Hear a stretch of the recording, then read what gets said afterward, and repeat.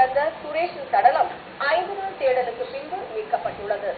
படகு விபத்து நடந்த இடத்தின் அருகே மிதந்த சடலம் மீட்கப்பட்டு விமானத்தில் சென்னை எடுத்து வரப்படுகிறது. 21 பேரை பலி கொண்ட இந்த விபத்தை அடுத்து அந்தமானில் சுற்றுலா படகு இயக்கத்திற்கான பாதுகாப்பு விதிமுறைகள் கடுமையாக்கப்பட்டுள்ளதாக தெரிவிக்கிறார் தம் செய்தியாளர் ராமசேவராஜ். அந்தமானுக்கு சுற்றுலா சென்ற 21 பயணிகளை பலி கொண்ட படகு விபத்து கடந்த 26ஆம் தேதி நிகழ்ந்தது. இதில் காஞ்சிபுரத்தைச் சேர்ந்த 15 பேரும் சென்னை மேற்கு மாம்பலத்தைச் சேர்ந்த 2 உயிரிழந்தனர். தமிழ்நாட்டைச் சேர்ந்த 17 பேரில் 16 பேர் சடலங்கள் மீட்கப்பட்டு அவரவர் வீட்டிற்கு எடுத்துச் செல்லப்பட்டு இறுதிச் சடங்குகள் நடத்தப்பட்டன. 17வது நபரான காஞ்சிபுரத்தைச் சேர்ந்த சுரேஷ் என்பவரின் சடலம் மீட்கப்படாமல் இருந்தது.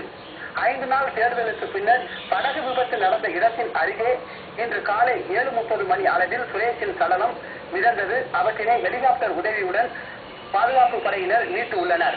மீட்கப்பட்ட சடலம் போர்ட் பிளேயரில் உள்ள அரசு மருத்துவமனைக்கு எடுத்துச் செல்லப்பட்டு பிரேத பரிசோதனை நடத்தப்பட்டது.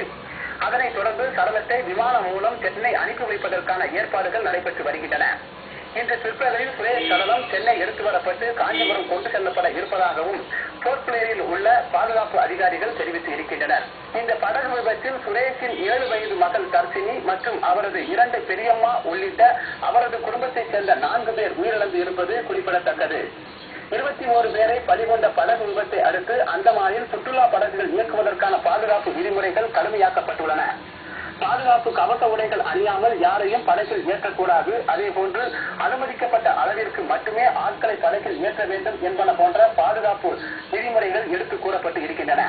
உயிரிழந்தவர்களுக்கு இரங்கல் தெரிவிக்கும் நிகழ்ச்சி போர்ட் பிளேயரில் மாநில ஆளுநர் தலைமையில் நடைபெற்றது. அதில் இதுபோன்ற பாதுகாப்பு விதிமுறைகள் எடுத்துக் கூறப்பட்டு இருப்பதாக படகு இயக்குபவர்கள் தரப்பில் தெரிவிக்கப்பட்டுள்ளது. தனி தெலுங்கானா மாநில மசோதா நாடாளுமன்றத்தில் நிறைவேற்றப்படுமா என்பதில் குழப்பம் ஏற்பட்டுள்ளது.